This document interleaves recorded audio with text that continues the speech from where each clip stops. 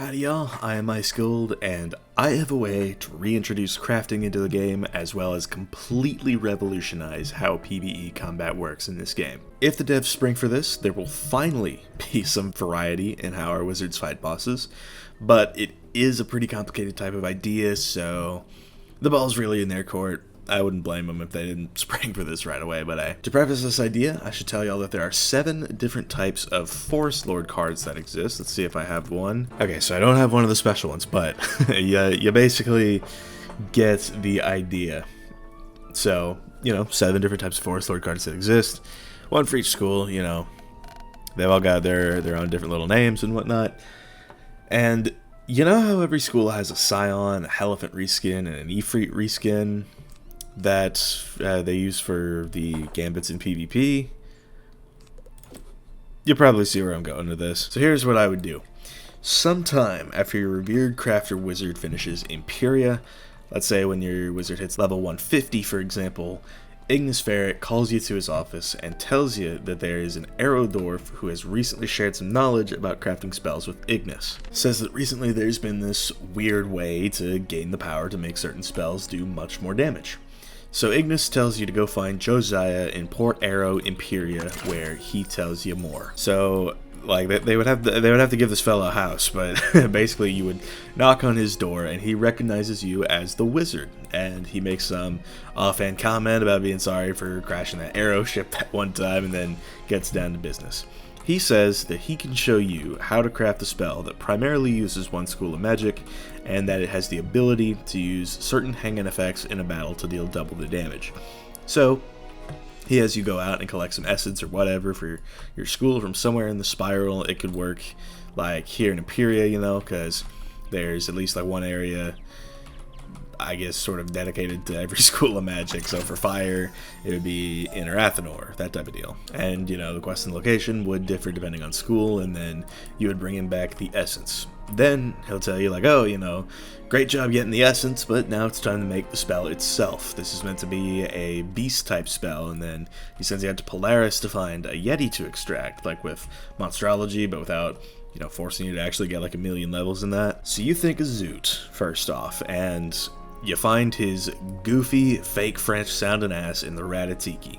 He remembers the She-Yeti, which was a whole plot point back in the Polaris storyline, and this was a boss named Alorna out in the River of Frozen Tears, and sends you out to her, where you collect some Yeti extract or whatever. Then you bring it back to Josiah, who finally lets you craft your school's Lord spell, along with 1,000 other random reagents. So here's the list of them that I made, with different gambits and whatnot added to them. So fire would get Lord of Blazes. It would be a pip cost of 6 plus 2 fire pips, so a total of 10. And it would do 1,005 damage to all, with a time 2 damage gambit happening to any enemy that has at least 2 damage overtimes on them. Ice would get Tundra Lord, with a pip cost of 6 and 2 ice pips, 835 damage to all, with a times 2 damage gambit happening if the caster has 4 wards. Storm would get Lord of the Squall. This would have a pip cost of 6 and 2 storm pips, 1260 damage to all, with a times 2 damage gambit happening if the caster has 4 charms. Basically just meaning blades. Myth would get Fable Lord, a pip cost of 6 and 2 myth pips, 905 damage to all, with a times 2 damage gambit happening to any enemy that has at least 4 jinxes on them. So basically that just means traps. So if you have 4 traps, that was what would trigger the gambit. Life would get Lord of Venom, pip cost of 6 and 2 life pips, 835 damage to all, with a times 2 damage gambit happening if the caster has 2 heal overtimes. Death would get Bone Tree Lord, a pip cost of 6 and 2 death pips, 855 damage to all, with a times 2 damage gambit happening to any enemy that has at least 4 curses on them, or weaknesses as we tend to call them. And finally, Balance would get Lord of Atonement, a pip cost of 6 and 2 balance pips, 855 damage to all, with a times 2 damage gambit happening to any enemy with at least 10 pips. So it's the Scion gambit for all 7 of these. Pretty neat, right? Using this new Arch Mastery system to its fullest potential and establishing school identity with all of these 10 pip gambits. But it doesn't end there. Afterward, Josiah would start a new quest by saying, "Oh, well, Wizard, if you don't like what you got, you could always try to find essence of another school and augment your spell with that instead. You know magic better than me, after all. It could give you a different cool little gambit effect on your spell compared to what it is right now. I know you wizards always chase power wherever it goes, and gosh darn it, y'all catch it a lot of the time. Problem is, I don't know where to get essence for another school. That's why I asked my old pal Ignis to send for you specifically, because I only knew about your school. But I reckon if your school exists, the other 6 will too. Just gotta find it, and if you can bring it on back to me, I'll see what I can do for you. Take care, Wizard." Okay, sorry for that. The quest would end with you going back to Ignis and telling him, yeah, this sounds pretty damn cool, but it would give away that you can find other schools' essences, and let's be real, the moment the quests come out for each school, it'd become common knowledge where they drop, to then bring back to Josiah so he could craft you a spellement. And the spellement would work like the PvP Arc 3 shads, think like Scorched Scimitars right here. It'll just cost 1 to upgrade, and you can switch it back for gold at any time. And then if you get enough essence of the schools next to you on the opposite Rochambeau wheel, you can unlock and then train the following. For fire, Lord of Blazes Path A, 1 fire and 1 life pip, dealing 1005 fire damage to all, with a ×2 damage gambit happening if the caster has 2 heal over times on them. Lord of Blazes Path B, 6 pips and 1 fire and 1 myth pip, dealing 1005 fire damage to all, with a ×2 gambit happening to any enemy that has 4 jinxes on them. Tundra Lord Path A, 6 pips, plus 1 ice and 1 myth pip, dealing 835 ice damage to all, with a ×2 damage gambit happening to any enemy that has 4 jinxes on them. Tundra Lord Path B, 6 pips, plus 1 ice and 1 death pip, dealing 835 ice damage to all, with a ×2 damage gambit happening to any enemy that has 4 curses on them. Lord of the Squalls Path A would be the same gambit, 6 pips, plus 1 storm and 1 death pip, dealing 1260 storm damage to all, with a ×2 damage gambit happening to any enemy that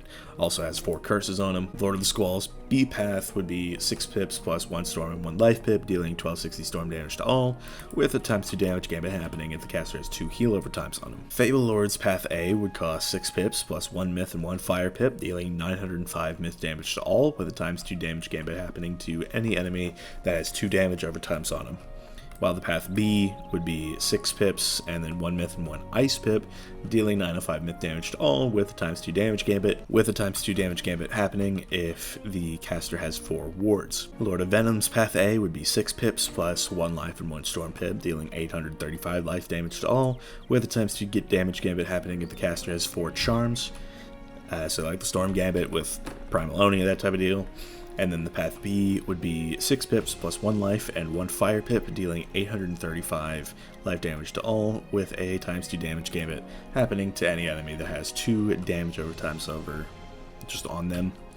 And then Bone Tree Lord's Path A, 6 pips plus 1 death and 1 ice pip, dealing 855 death damage to all, with a ×2 damage gambit happening if the caster has 4 wards. So Shield Gambit. And then the Path B would be 6 pips plus 1 death and 1 storm pip, dealing 855 death damage to all, with a ×2 damage gambit happening if the caster has 4 charms. Lord of Atonement's Path A would be 6 pips plus 1 ice and 1 myth pip, dealing 855 balance damage to all, with a ×2 damage gambit happening if the caster has 2 shields and an enemy has 2 jinxes on them, so like Dust Storm Jin, that type of deal. And then the Path B would be like Tribunal Oni, with 6 pips plus 1 storm and 1 death pip, dealing 855 balance damage, ×2 damage gambit happening if the caster has 2 charms and an enemy has 2 curses on him. So yeah, a lot of gambits, 21 to be precise, and it would completely revolutionize PvE from around Lemuria onwards. The way I see things, we have all these PvP spells, but with every school having, an Oni, a Jin, and a PvP only Scion, but the only PvE gambits to date have been these PvP banned Scion spells that came with Imperia Part 2, and since a Forest Lord type card exists for every school, I figured, why not expand the list of gambits that players can use in late game PvE to include AoE gambits. It'd be a pretty ambitious thing for the devs to take on, but if they did it, it would be a pretty meaningful change to PvE. And it would also preemptively tackle the inevitable issue with some gambits being better than others.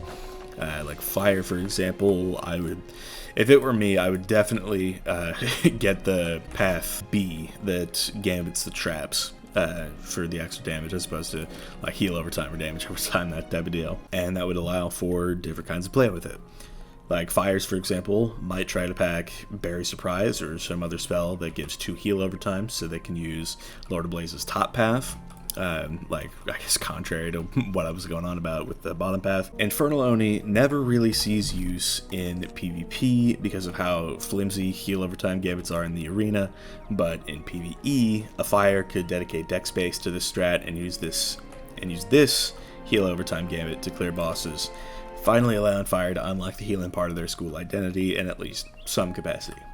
Basically, there's a lot more room for creativity in PvE with these gambits because you always have to worry about getting cheap countered in PvP and all that. So I think this could also lower PvP's barrier to entry for a little bit. It would be for some of the more casual players by teaching them how gambits work in a PvE setting where they're a lot more comfortable with learning. Since they're also technically 10 pips, the usual 5-pip Wallaru spells and 7-pip Dragonspire spells would still see plenty of use in a lot of fights, while these new crafted Gambit spells would see a lot of use in boss fights where the boss has much higher health, like with Nyx's Nightbringer in the new Forbidden Library Gauntlet. I also thought about introducing these earlier on, like in Azteca when there's all the double bosses, but I didn't really feel like that'd fit in from a design perspective, so I opted for mid-Arc 4 instead. Bottom line, I want to see crafted return to the game, and I also want to see more gambits in PvE to spice things up a bit, and this idea would kill 2 birds with 1 stone, and I've seen support for it on my community tab as well. I ran a poll on Thursday talking about it, and a lot of people seem to support the idea of adding these gambits to PvE. It would finally add some flavor to what is honestly pretty monotonous gameplay after you get your Darkmoor gear, and I think that's pretty important when a lot of people are complaining about how boring PvE can be.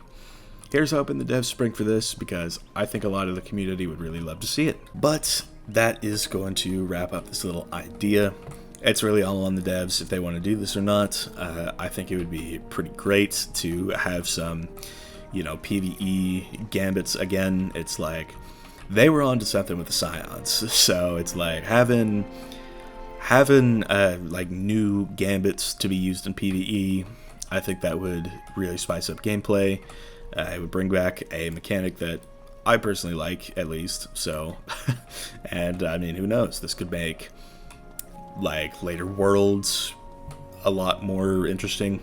We could see how that goes, so, I mean, that's just an idea. I'm hoping that the devs, like, try to spice up PvE a little bit more, maybe bring back crafting, and it's like I was saying, this idea sort of knocks both of those out, so it's on them at this point, so we'll see what they want to do. So, thank y'all for watching. I've been iceGold. Be sure to like, subscribe, and leave like 50 comments for the algorithm.